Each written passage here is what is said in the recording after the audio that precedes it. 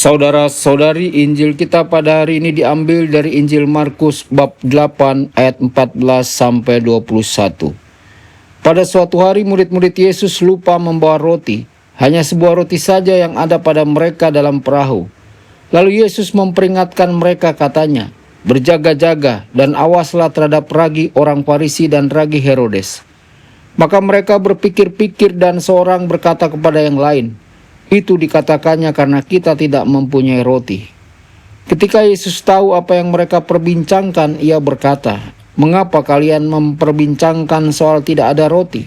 Belum jugakah kalian memahami dan mengerti? Telah degilkah hatimu? Kalian mempunyai mata, tidakkah kalian melihat? Dan kalian mempunyai telinga, tidakkah kalian mendengar? Sudah lupakah kalian berapa bakul penuh potongan-potongan roti yang kalian kumpulkan?" Jawab mereka, 12 bakul.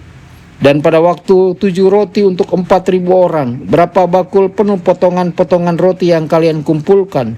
Jawab mereka, 7 bakul. Lalu kata Yesus kepada mereka, "Masihkah kalian belum mengerti?" Demikianlah sabda Tuhan. Terpujilah Kristus.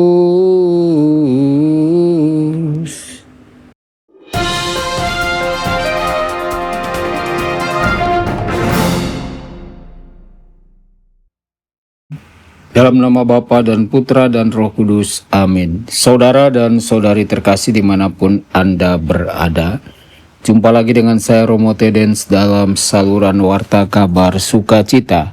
Semoga Anda semua dimanapun berada senantiasa dalam keadaan sehat dan bahagia. Saudara-saudari, dalam Injil hari ini kita mendengarkan pertanyaan para murid, apakah karena kita tidak mempunyai roti? Pertanyaan ini menunjukkan betapa mudahnya manusia, termasuk para murid Yesus, terjebak pada hal yang segera, konkret, dan kelihatan, sehingga kehilangan makna yang lebih dalam. Mereka sibuk memikirkan roti, padahal Yesus sedang mengajak mereka melihat sesuatu yang lebih mendasar. Kita pun sering seperti itu dalam doa dan hidup sehari-hari.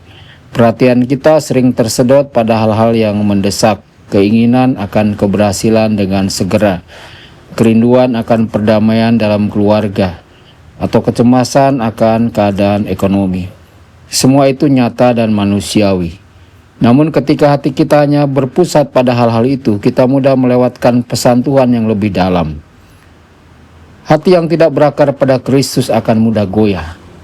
Ketidakamanan batin menarik kita menjauh dari pandangan hidup yang sehat, karena hidup kita tidak dibangun di atas dasar yang kokoh.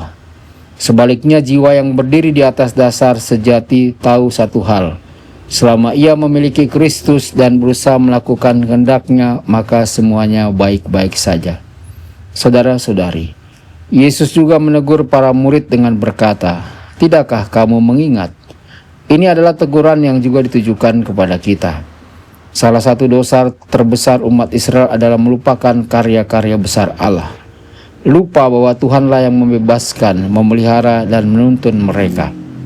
Kita pun perlu sering berhenti sejenak dan mengingat dengan syukur, Tuhanlah yang menciptakan kita. Tuhanlah yang memulai karya kekudusan dalam hidup kita. Jika sampai hari ini kita masih berdiri dan bertahan, itu bukan semata-mata karena kekuatan kita, melainkan karena kesetiaan Tuhan. Bila dengan kerjasama kita yang masih terbatas saja sudah Tuhan membawa kita sejauh ini, bayangkan apa yang dapat terjadi bila kita sungguh menyerahkan diri sepenuhnya kepadanya. Saudara-saudari, kita diajak untuk memiliki sikap waspada yang sehat terhadap apa yang kita anggap sebagai kebutuhan mutlak. Tidak semua yang tampak penting itu sungguh penting. Seringkali kita membutuhkan detoksifikasi rohani, membersihkan hati dari keterikatan berlebihan pada tujuan-tujuan sekunder. Detoksifikasi itu terjadi dalam doa Santo Agustinus. Santo Agustinus mengingatkan bahwa doa adalah tempat kita melatih keinginan, memurnikan hati dari gangguan, dan membiarkan kasih kita kepada Allah bertumbuh. Dalam doa, api kasih ilahi menyembuhkan luka-luka batin, mengurai kerumitan dalam diri kita, dan menyatukan kembali hati kita yang tercerai-berai. Marilah kita kembali kepada dasar hidup kita, yakni Kristus sendiri. Jangan biarkan kecemasan, ambisi, dan kebutuhan sesaat membuat kita kehilangan dasar. Sebab hanya jiwa yang berakar pada Kristuslah yang mampu berkata dengan tenang dan penuh iman, "Aku memiliki Kristus dan itu sudah cukup." Tuhan Yesus memberkati Anda semua. Sabda Allah adalah kebenaran. Sabda Allah adalah kehidupan. Mari kita mencintainya, mari kita menghayatinya. Ya Tuhan yang ku muliakan, sabdamu angkat resahku. Mari kita menghayati